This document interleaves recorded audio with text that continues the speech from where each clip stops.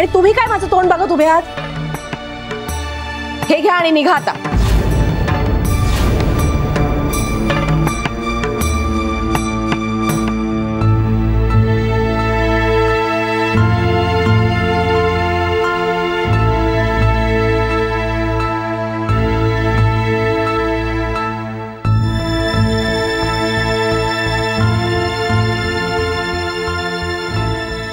Baby,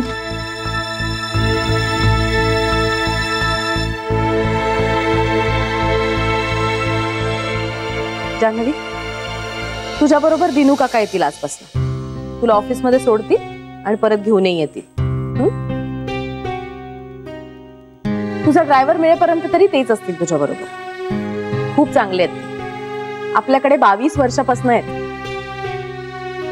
जा, ते गाडीत तुझी वाट बघताय. आणि हो, हे आता जे काय झालं ना, ते फार मनाला लावून घेऊ नकोस. कारण मी जे काही बोलले ते बरोबरच आहे.